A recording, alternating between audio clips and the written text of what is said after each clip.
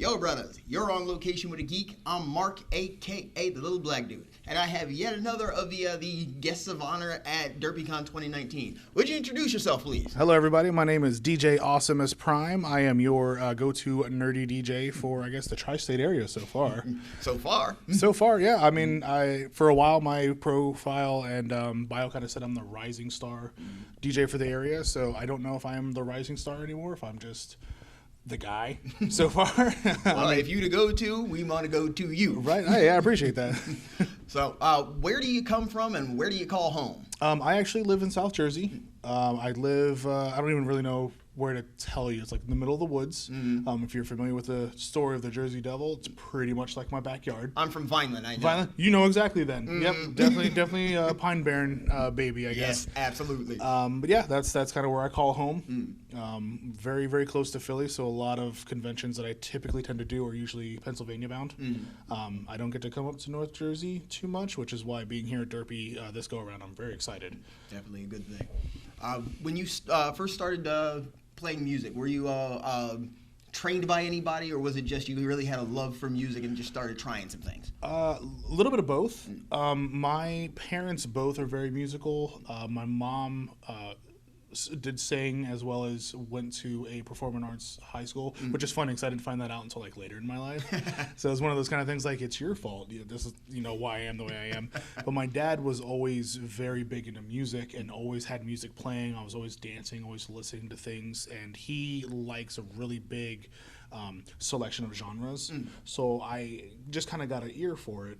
So then in grade school, I did sing. I got a lot of solos as a singer, which is funny. I still do sing. I don't do it too often, but I still do. I picked up the clarinet, and kind of from there was, I guess, classically trained as a musician. And then in high school, when high school comes around, you want to do something to impress people. Of course, you got to make sure people know who you are. Right. So I was like, maybe I'll pick up guitar. So I kind of taught myself guitar a little bit. And then I'd always wanted to DJ. And that's not something I didn't pick that up until later, actually. I was already, a grown man, if you will, by the time that I actually picked up DJing. Okay. So I am fairly new to DJing. But I really, really enjoy it. Having a lot of that experience, though, I have a very trained ear for music. And I didn't realize it until people started kind of pointing out, like, I've been told that it's almost like sometimes when I DJ, it's almost like I'm painting with the music. Like, just my song selection happens in a very interesting way. I have a lot of people that tell me I play the right song at the right moment or for the right person. Like, I've had people at other conventions that say, I was having a really rough time. I came to this convention to kind of cheer up, and you just played this one song that like just kind of turned my weekend around. I thank you. And that's something I really enjoy just to do for everybody. And that is yet another reason why going to the concert that we're going to tonight is going to be so much fun. I'm excited. I'm so excited. So what was the first convention that you did DJ work for? The very first convention, it's funny, I was actually just telling somebody this story out in the hall.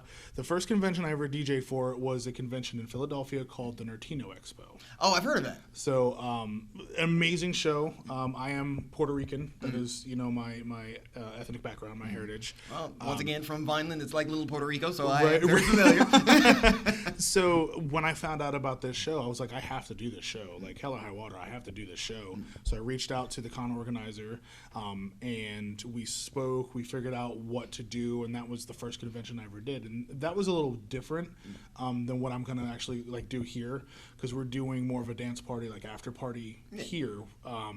For Nertino, I was the actual like music ambiance for the entire convention. Oh, wow. So from start to finish, I was the guy behind the decks. I think I got like a 30-minute, maybe like 45-minute break, because they were like, have you, got anything to drink, anything to eat? And I was like, nah, I've been here the whole time, man. Like, I was just so excited to be there. Like, come on, man, go get yourself something to put in your face, bro. Right? Yeah. Oh, yeah. And sometimes it's difficult, too. So even still now, when I do shows, I think I've only eaten once today. Okay. Yeah, need to do something about that. Yeah. We don't want you falling over or nothing. No, I'll definitely get something before I'm on stage.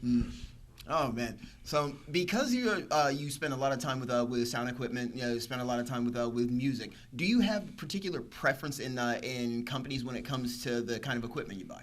To as far as like speakers and sound Speakers, that way, or actual like speakers, DJ turntables, gear? DJ gear. Okay. I guess I'll answer for DJ gear. I started with Newmark. I really like Newmark.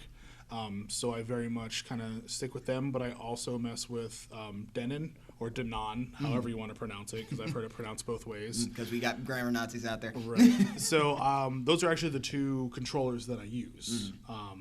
And it kind of depends on what show I'm doing, what the needs for the convention are, or whatever performance I'm doing, what controller I'll bring out. The one thing that I do use that's a little flashy that people are always kind of excited to see, which I will be using tonight, is the Newmark iDJ Pro. It was a controller specifically designed to fit the iPad and iPad 2. It slides directly into the unit, so no laptop, no flash drive, no CD. It runs all off of an iOS system. That's pretty cool. It saved my life. I've never had it crash on me. I've never had any problems. I've had friends who lose full libraries from laptops. I've not had an issue with this thing. It's still a workhorse.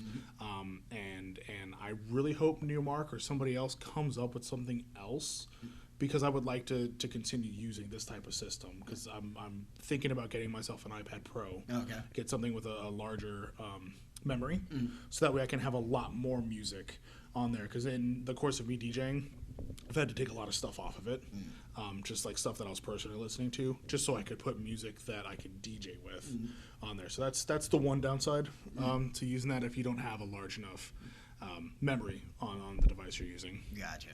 Oh man. When it comes down to it, what is it that you enjoy playing the most? Is there a particular genre of music that you enjoy playing when you're doing shows, or do you just kind of do a mix of everything that you know is popular at the time? I'm a little different than a lot of other like EDM focused DJs, especially for conventions. I do jump around genres.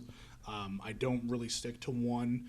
My reasoning for doing that is, if you listen to the same type of music for too long, you kind of get lost on it. It gets boring from time to time. So I like to switch it up and kind of throw you, for a loop, throw you a curveball. You might be in the middle of maybe like a really heavy like dubstep thing that I'm doing for maybe about 15 minutes. Then all of a sudden, Belle Biv DeVoe. It'll happen. That works for me. That's just the way that I do things. So I guess as far as... kind of because it feels good. Yeah. Oh, yeah. That's good. I had to do it. I don't know if I have... I guess it depends on the season or my mood. When I started doing a lot of EDM, it was dance and house, and then it switched to dubstep, and then from dubstep it went to trap.